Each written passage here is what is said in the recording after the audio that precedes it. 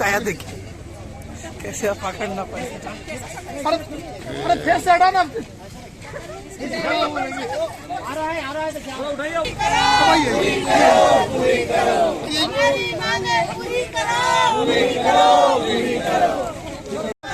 यात्री सुविधा देना होगा। हमारी मांगे पूरी करो। हमारी मांगे पूरी करो। रेल प्रशासन होश में आओ। रेल प्रशासन होश में आओ। आमरण अनशन के पूर्व संध्या में हम लोगों ने कांडरा ग्राम के वासियों ने हमारे पंचायत के मुखिया आदरणीय शंकर सिंह जी, हमारी जिला परिषद सदस्य आदरणीय पिंकी मंडल जी, हमारी आदरणीय उप मुखिया हमारी रीना मुखर्जी और बाकी कांडरा के जितने भी गण्यमान्य लोग हैं, टेम्पो संघ के पदाधिकारी और हमारी माता बहनें आई हैं। आज हम लोगों ने मशाल जुलूस निकाला है कि अभी भी प्रशासन होश में आए और हमारी जो चिर प्रतिष्ठित हमारी मांगे हैं, जैसे कोरोना काल में जब हम लोगों को बेवकूफ़ बनाकर ट्रेन को बंद कर दिया गया और बाकी सभी स्टेशनों में आप देखिए, चांडिल में देखिए, अगर राजस्व की बात करें तो चांडिल से 4 गुनी राजस्व हमारे कांडरा स्टेशन में। अगर कैलकुलेशन पूरे अगर साल के करेंगे तो लगभग 2,52,00,000 रुपया का ट्रांजेक्शन हमारे कांडरा स्टेशन से होता है। ये सरकारी डाटा है, मैं अपने आप से नहीं बोल रहा हूँ। इसी और सबसे बड़ी बात है, वहाँ पर सभी ट्रेनों का परिचालन बंद था, उसको पुनः बहाल किया गया, लेकिन हमारे कांडरा में अभी तक किसी भी ट्रेन का परिचालन पुनः बहाल नहीं किया। मैं विगत कई वर्षों से डिमांड कर रहा हूं कि अतिरिक्त ट्रेनें दी जाए, लेकिन पूर्व की जो हमारी मांग थी उसको दरकिनार करते हुए रेल प्रशासन अभी हम लोग के कोरोना काल में जो बंद पड़ी ट्रेनें हैं उनको भी नहीं चालू कर रही है। क्या क्या मांगे हैं? हम लोग 3 ट्रेन जो पूर्व में चल रही थी वो ट्रेन हमको पुनः दिया जाए। जम्मू तवी एक्सप्रेस का ठहरा होना चाहिए, दानापुर एक्सप्रेस का ठहरा होना चाहिए। हमारे और भी बहुत सारे अन्य यात्री सुविधा के लिए दिया गया है। वो तीनों ट्रेन जो है, साउथ बिहार एक्सप्रेस हो गया, टाटा पटना हो गया, हटिया क्रियायोग हो गया, ये सारी पहले से थी ही, हावड़ा हटिया। तो हम चाहेंगे प्रशासन से, कल हम लोगों ने निर्णय लिया था कि 20 जनवरी से हम लोग आमरण अनशन पे बैठेंगे। वो हमारा कार्यक्रम कल से फिर से चालू होगा और वो जब तक हमारी मांग नहीं पूरी होगी तब तक हम लोग भूखे प्यासे बैठे रहेंगे। अगर इस बीच में किसी को भी कुछ होता है तो इसकी सारी जवाबदेही रेल प्रशासन की। जब तक नहीं मानेगी हम लोग नहीं मानने वाले और नहीं उठेंगे।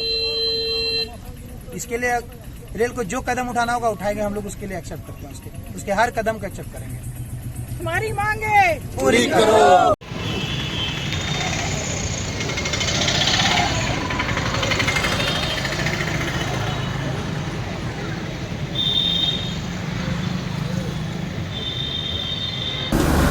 सर्वप्रथम तो मैं आपको बताना चाहूँगा कि जो 500 वर्षों के बाद अयोध्या राम जन्मभूमि में श्री रामचंद्र जी का को न्याय मिला है और वो उनकी प्राण प्रतिष्ठा हो रही है। जो विदेशी आक्रांताओं के द्वारा 500 वर्ष पूर्व उन्हें अपने जगह से अलग हटना पड़ा था, और तो ये पूरे भारतवर्ष के लिए बहुत गर्व की बात है, बहुत खुशी की बात है, उल्लास की बात है और पूरा भारत अभी उस उल्लास में राममय हो रहा है। तो हमारे तरफ से भी एक छोटी सी पहल है। मैं अपने क्लिनिक में मरीजों का मुफ्त इलाज पिछले 15 जनवरी से और 21 जनवरी तक करूंगा और ये हमारा कैंपेन अभी चल रहा है। इसमें मैं जो जांच हो रही है, जांच में 50% की छूट है और सभी मरीजों का जो आते हैं या आगंतुकों का जो उनके साथ मरीजों के परिजन है उनका भी श्री राम बोल के अभिवादन किया जा रहा है। और सभी मरीजों को 22 तारीख को दीपक जलाने के लिए अपने क्लिनिक की तरफ से दिए भी दिए जा रहे हैं और एक हनुमान चालीसा भी दिया जा रहा है जिसका उन्हें पाठ करने के लिए बोला जा रहा है 22 तारीख को। तो 22 तारीख को पूरा भारतवर्ष राममय होगा। ये अपनी छोटी सी पहल है। तो ये जो छूट की बात है ये कब तक मिलेगी लोगों को? ये अभी छूट 21 जनवरी तक है। आगे फिर हम लोग देखते हैं कि इसको आगे कैसे बढ़ाएंगे। अभी तक कुल कितने पेशेंट्स इसका लाभ ले चुके होंगे आपके हिसाब से? अभी करीब 62 पेशेंट पिछले 15 जनवरी से अब तक मैं देख चुका हूँ। ये क्लिनिक कहाँ पड़ता है, पूरा एड्रेस अगर किसी ये क्लिनिक डिमना रोड मानगो में है और राजस्थान भवन के पास में है। सर जो टेस्ट वगैरह जो करवा रहे हैं वो भी क्या मुफ्त है? नहीं, टेस्ट में 50% का डिस्काउंट है और ब्लड टेस्ट तो इसी यहाँ प्रीमाइसिस में ब्लड कलेक्शन हो रहा है और बाकी अन्य जो जांच है वो मैं अपने जो एक और क्लिनिक है बारद्वारी में, वहाँ पे जो हार्ट का जो जांच होता है ECG TMT को, वो सारा चीज़ वहाँ 50% डिस्काउंट में किया जा रहा है। तो कहीं ना कहीं बोल सकते हैं जो रामलला की प्राण प्रतिष्ठा है उसमें आपकी एक छोटी सी ये योगदान आपकी तरफ से? हाँ देखिए, सब चीज़ तो अपने भावनाओं में मैं बोल नहीं सकता हूँ, लेकिन एक छोटा सा प्रयास है खुद को खुश करने के लिए और इस खुशी में सम्मिलित होने के लिए। जय सिया राम। मेरा नाम विनोद कुमार सिंह हुआ। क्या तकलीफ था? वो उंगली में लेफ्ट साइड में दर्द है। तो चेकअप हुआ अभी आपको? जी जी जी। क्या सब लिया गया? क्या सी बोले? कोई शुल्क लिया गया? नहीं नहीं कोई नहीं। तो डॉक्टर को से दिखा रहे हैं आप? हो गया साल भर से ऊपर। मतलब इनका नॉर्मल डेज में क्या कुछ रहेगा? 200 कोई चार्ज नहीं है अभी? नहीं अभी था। इनका कैसा रहता है इलाज? क्या सही है? तो इससे पहले भी आप दिखा दे? हाँ पूरा फैमिली हम लोग ट्रीटमेंट कराते हैं। कहाँ से रहने वाले आप? डिमना रोड शांति नगर। तो अभी कोई चार्जेस नहीं दे? नहीं चार्ज नहीं। अभी कितने दिन तक रहेगा ये कोई पता है? 31 तारीख तक मानगो से। क्या तकलीफ है आपको? चेकअप कराना है, देखें ऐड में अयोध्या का रामलला का ये में छूट दिए हुए हैं, पहला बार है, पहला स्कीम। चलिए चेक करा लेते हैं। डॉक्टर के बारे में कब सुने थे? पेपर में देखे थे परसों रोज दैनिक जागरण में। तो असुविधा क्या है बॉडी में? कुछ असुविधा नहीं है, फिर भी एक बार बोले चेकअप करा लेते हैं, इसीलिए आ गए हैं। चार्जेस भी दे रहे हैं इसके? नहीं चार्जेस तो नहीं है, निःशुल्क है। थायराइड का डॉक्टर बता रहे हैं ये तो हम पहला बार ही आए हैं दिखाने के लिए। तो चार्जेस लिया था? नहीं चार्ज तो नहीं लिए हैं, ये जो टेस्ट हुआ उसका सिर्फ 50%। पता चला था आपको इसके बारे में? नहीं यहाँ बगल में ही रहते हैं, ये देखे थे हम, यहाँ पे लिखा हुआ ना कैंप का। आप किसी को रिकमेंड किया है बताएं? हाँ फैमिली में बताए हैं। नहीं आपको कैसा लगा ये जो फ्री में कर रहे हैं, कैसा लगा? अच्छा है, अच्छा लगा।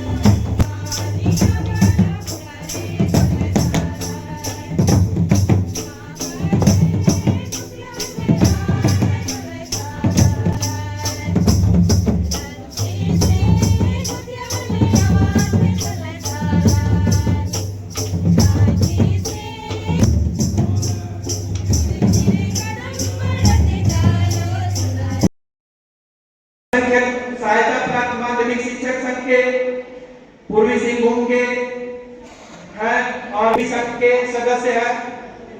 तीसरा प्रेमचंद निषाद जी संयुक्त सचिव हैं। अरुणरंजन सिंह हमारे बीच प्रधानाध्यापक, वरिष्ठ प्रधानाध्यापक के रूप में उपस्थित हैं। और साथ ही साथ संजीव कुमार सिंह सक्रिय सदस्य हमारे बीच उपस्थित हैं। साथ ही हमारे वरिष्ठ प्रधानाध्यापक रिजवान अहमद जी कबीरिया उर्दू उच्च विद्यालय के उपस्थित हैं, इनका भी स्वागत करिए। और साथ ही हमारे सिस्टर अमला प्रधानाध्यापक जो सेंट जोसेफ के प्रधानाध्यापक हैं, उनका भी हार्दिक अभिनंदन एवं स्वागत। एक बार फिर से तालियों से अपने साथी सभी सहयोगी शिक्षक वृंद से आग्रह करेंगे कि जितने भी विशिष्ट अतिथि और मुख्य अतिथि हैं, उनका बैज लगा करके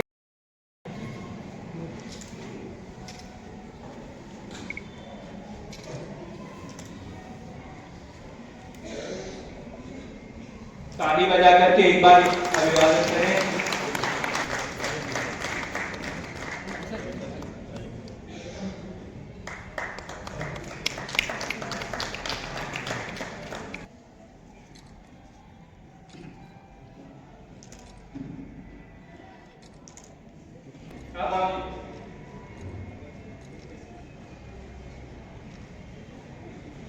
अपने इस कार्यक्रम को आगे बढ़ाते हुए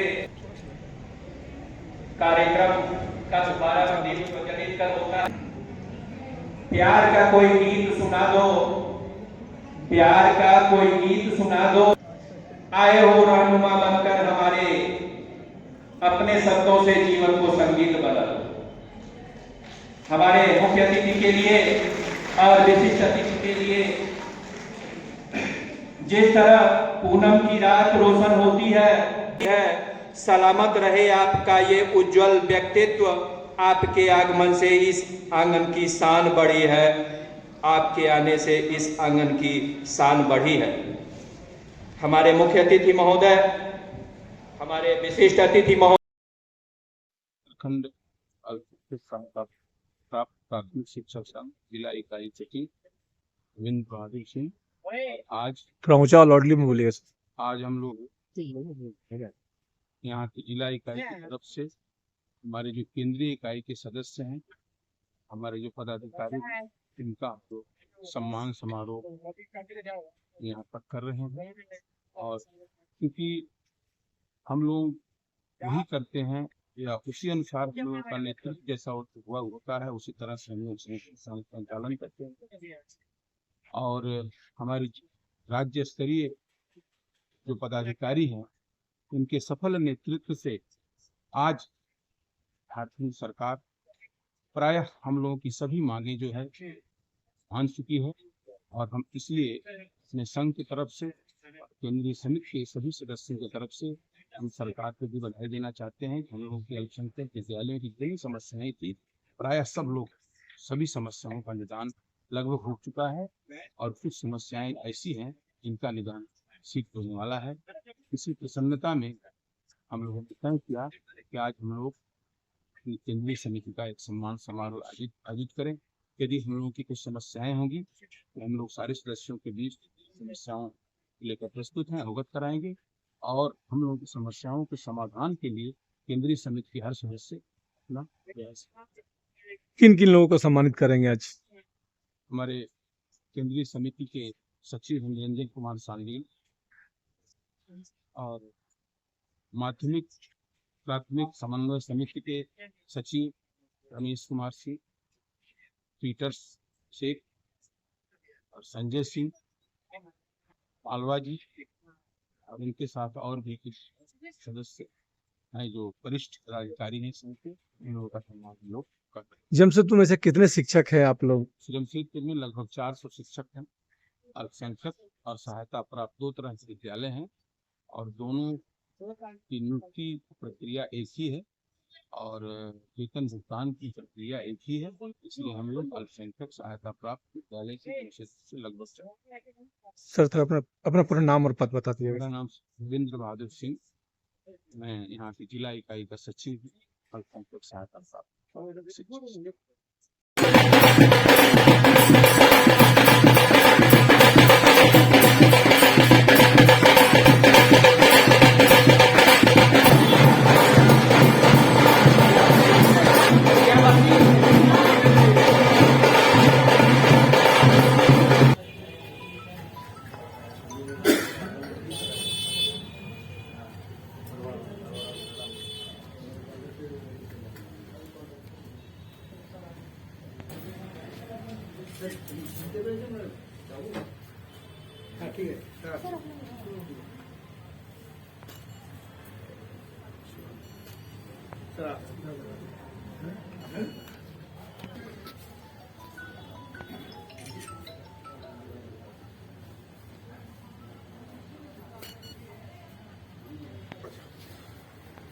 सर सामने देखिएगा सर। जी जी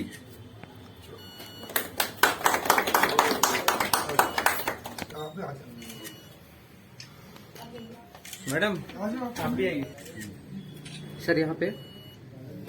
ठीक है sir, thank you. Madam madam madam sir थोड़ा एक बार वहाँ रख के थोड़ा इधर देखिए जी, इधर देखिएगा जी।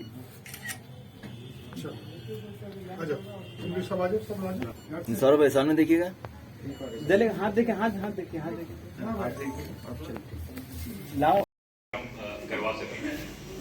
और साथ में मेरा धन्यवाद हमारे डिस्ट्रिक्ट की जो वीएलईज की टीम है, हमारे जो ब्लॉक कोऑर्डिनेटर्स हैं उनको, क्योंकि अभी बहुत दिन नहीं हुए, करीब महीने भर पहले की बात है, महीने 2 महीने पहले की बात है कि हम लोग पीएम विश्वकर्मा, और आज अगर आप देखें तो स्टेज 2 वेरिफिकेशन में पूरे राज्य में सबसे ज्यादा स्टेज 2 वेरिफिकेशन अगर किसी जिले का हुआ है तो वो आपके जिले सरायकेला खरसावां है। आप सभी लोगों का बहुत अच्छा योगदान रहा है इसकी। और साथ ही साथ बहुत बहुत धन्यवाद हमारे जो आर्टिजन्स यहाँ पर आए हैं। पूरे झारखंड राज्य के जो आर्टिजन हैं सभी लोगों के काम की हर तरफ तारीफ होती है। हम लोग क्या क्या नहीं बनाते हैं, हम लोग बांस का सामान बनाते हैं, कपड़े का बनाते हैं, लाख का बनाते हैं। जो संचालित योजनाएं हैं उसके माध्यम से ये प्रयास किया जा रहा है कि एक तो आप लोगों को प्रशिक्षण दिया जाए ताकि जो काम आप कर रहे हैं उसको और अच्छे से उसको देखेंगे कहाँ। अब अभी क्या होता है कि हम लोग आपस में अपने गांव से ज्यादा जरूरी है कि हम जो सामान बेच रहे हैं आखिर आज उसी सामान का उपयोग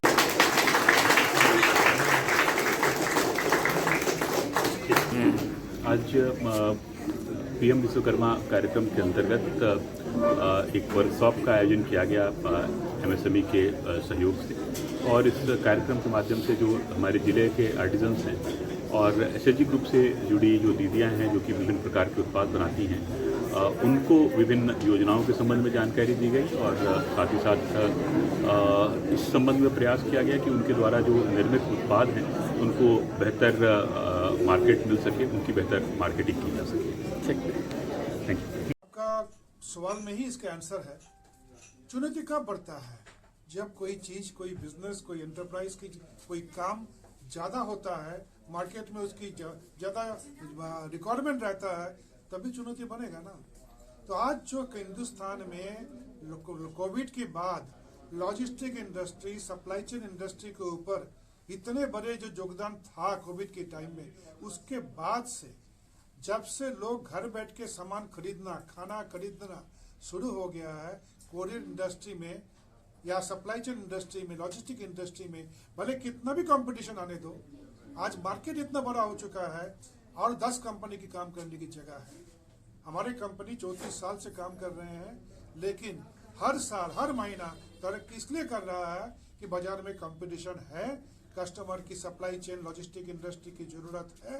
वो जब तक जरूरत रहेगा कंपटीशन बढ़ते रहेंगे, हमारा कंपनी भी आगे बढ़ते रहेगा। लोगों में परिवर्तन हुआ तो क्या सेवा में भी कुछ नया कुछ ला रहे हैं? नहीं, हमारी कंपनी जब शुरू हुआ, हमारे कंपनी की नाम था डेस्क टू डेस्क कोरियर। तो हमारे कंपनी में लोगो था उस टाइम में कि एक रनिंग बॉय था जो डॉक्यूमेंट लेके एक डेस्क से दूसरी जगह भागते थे। लेकिन सालों के साथ 30 साल के बाद और खास करके कोविड के बाद हमने सारा मार्केट में, सारी इंडस्ट्री में परिवर्तन देखा। क्या देखा? डीटीडीसी कंपनी जो एक डेस्क टू डेस्क कोरियर के लिए शुरू किए थे डॉक्यूमेंट की काम, भी 15-20 साल पहले से मालूम चल गया कि मार्केट में कस्टमर को अभी पार्सल भेजना है, तो कंपनी ने गाड़ी लगाना शुरू किए। पहले 6 टन, उसके बाद 10 टन, उसके बाद 16 टन। अभी ऐसे गाड़ी हिंदुस्तान में कम से कम 2500 गाड़ी हमारे पार्सल लेके एक शहर से, एक गांव से, एक शहर से जाते दूसरे गांव में। उसके बाद सन 2000 में हमको लगा कि भाई डीटीडीसी कंपनी जो खाली डोमेस्टिक करते हैं, लेकिन कस्टमर आके हमारे ऑफिस में आके पूछने लगे कि हमको पैकेट न्यूयॉर्क भेजना है, हमको पैकेट ऑस्ट्रेलिया भेजना है, दुबई भेजना है। तो हमको लगा कि डीटीडीसी खाली डोमेस्टिक कंपनी नहीं हो सकता है। तो हम ही पहला कंपनी है जो हिंदुस्तान से बाहर निकल के लंदन में जगह ऑफिस किए, न्यूयॉर्क में जगह ऑफिस किए, कनाडा जो टोरंटो जगह ऑफिस किए, ऑस्ट्रेलिया जगह ऑफिस किए, मिडिल ईस्ट में सऊदी जगह ऑफिस किए, सिंगापुर में जगह कंपनी के हेडक्वार्टर लेके गए। उसके बाद से आज 240 के ऊपर कंट्री में हमारे माल जाता भी है, और सारे दुनिया की कोई भी कंट्री से हम हिंदुस्तान में कस्टमर माल मंगा भी सकते हैं, इंपोर्ट भी कर सकते हैं। लेकिन उसके बाद आया नए दौर ई कॉमर्स की। जैसे ई कॉमर्स की दौर आया, जब से लोग घर बैठे बैठे दुकान ना जाके माल खरीदना शुरू किए, तो हमको लगा कि ई कॉमर्स के ऊपर बहुत बड़ा काम करना है। आज डीटीडीसी हिंदुस्तान में 14,000 से ऊपर जगह में आदमी घर में जाके माल सप्लाई करते हैं, कोई रिटर्न माल घर से उठा के लेके आते हैं। तो इसीलिए कंपनी को लगा, जो कंपनी की हमारे लोगो दर्शाता था कि रनिंग बॉय है, अभी जो हमारे कंटेम्पररी हमारे जो लोगो दुनिया की सबसे बड़ी कंपनी जो लोगो बनाए हैं, जो लोगो दिखता है कि एक वाइब्रेशन, एक parcel movement with in the logo. आज हमारे कंपनी की जो बोर्ड है, साइनेज है, आप देख चुके हैं, उसमें हम 3 चीज लिखे हैं, express parcel, international, e commerce. तो हमारे ये जो हमारे भाई जैसे जो आज की जिसके ऑफिस में उद्घाटन कर रहा हूँ, ऐसे आज जो जमशेदपुर शहर में आज 20-25 के ऑफिस ओपन हो रहा है। कल से रांची के ऊपर ऑफिस होना शुरू होगा। ये लोग जो पहले खाली डॉक्यूमेंट के काम करते हैं, हर ऑफिस में आज हमारे तीनों प्रोडक्ट के काम हो रहा है। डीटीडीसी तरक्की कर रहा है, कस्टमर को बहुत घर बैठ के सेवा मिल रहा है, अरे मिलते रहेंगे। झारखंड और जमशेदपुर टोटल कितने काउंटर है? हमारे दोनों शहर मिलके अब 150 से ऊपर काउंटर है, लेकिन आने वाले 1 साल के अंदर में 200 के ऊपर हो जाएंगे कि डिमांड इतने बढ़ रहे हैं और हमारा तरक्की उसी तरह हो रहा है। सर अपना नाम? मैं सुभाषिष चक्रवर्ती हूँ, मैं इस कंपनी को फाउंडर हूँ। मैं 1990 में इस कंपनी को शुरुआत की है। जो शुरुआत में कंपनी की इस पहला साल में 1 करोड़ के टर्नओवर था, आज कंपनी इस साल में 2,400 करोड़ के ऊपर काम करेंगे। कंपनी की तरक्की इस तरह हो रहा है। 16,000 फ्रेंचाइजी इनके जैसा काम कर रहे हैं। 14,000 पिन कोड में हम सर्विस दे रहे हैं, फॉरवर्ड एंड रिवर्स, और हर दिन हर महीना बढ़ते जा रहे हैं। Thank you.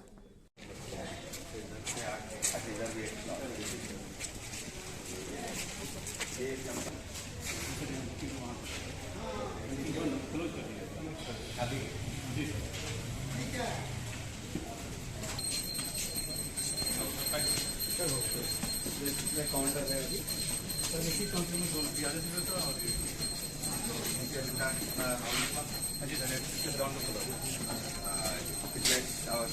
सर निरीक्षण किए, सर क्या कहना है यहाँ पर? बेसिकली जो कल पब्लिक एजुटेशन करने वाले थे, और थोड़े दिन पहले एमपी मैडम भी आके थोड़ा देख के गए थे, उनका डिटेल्स देखा था। स्टॉपेज के लिए हो, काउंटर के लिए हो, पब्लिक कवर और प्लेटफॉर्म का जो डिमांड है, ये सब का कितना क्या कर सकते, कितना और चाहिए या और भी कुछ सुविधा चाहिए, वो सब देखने के लिए आए। सर क्या ट्रेन ठहराव की मांग को लेकर जो आमरण अनशन किया जा रहा है, क्या सर इस पे कुछ आप लोगों की तरफ से कुछ पहल की गई है क्या? नहीं, अभी तक पहल तो नहीं है, लेकिन जिस तरह का डिमांड है हम जरूर उसको पूरा निश्चित रूप से स्टडी करेंगे, और जस्टिफाइड है या एक डायरेक्शन में या एक ट्रेन का या कुछ भी जस्टिफाइड है, वो हम परस्यू करेंगे। हेडक्वार्टर भेज के डिटेल में जस्टिफिकेशन के साथ परस्यू करेंगे। तो कांडा वासियों का आरोप है कि रेल हमारे यहाँ के सबके संग पक्षपात कर रही है। जहाँ जहाँ बीजेपी के सांसद हैं वहाँ तो सब पूर्ववर्ती जो ट्रेन बंद हुई थी सब लॉकडाउन के समय में वो खुल गई, लेकिन हमारे यहाँ नहीं खुली अभी तक। वैसा कोई पक्षपात नहीं है, हम स्पेसिफिकली आया है कि इससे कोई लेन देन नहीं है, रेलवे तो सबका है, ठीक है, कोई पक्षपात नहीं। तो अभी तक सर सीकेपी मंडल द्वारा अभी तक कोई मतलब इसमें पहल नहीं की गई है रोकने के लिए? नहीं, अभी नहीं, थोड़ा डिटेल में जाके हम फिर प्रपोज करेंगे। सर कोविड काल से पूर्व जो ट्रेन ठहराव होती थी, क्या वो कब तक सर उसकी ठहराव होने की संभावना है? जहाँ तक आप लोग बात बता रहे हैं, 3 पेयर्स ऑफ ट्रेन की है, तो उसका हम एंड टू एंड का स्टडी करना पड़ेगा ना, तो वो सब देख के हम जरूर हमारा रिकमेंडेशन कुछ पॉजिटिव भेज के कुछ करवाते हैं, ठीक है। सर यहाँ कांडा में जंक्शन में नागरिक सुविधा भी कम है। ओके, जैसे शौचालय वगैरह नहीं है, बिजली भी यहाँ पे सर सफिशिएंट नहीं है, तो जो भी कमियां हैं जरूरत से ज्यादा ही प्रोवाइड करने का ही प्लान बनाए। ठीक है, और कोई कमियां है तो बता दो, हम try to get it. Thank you sir. Thank you sir.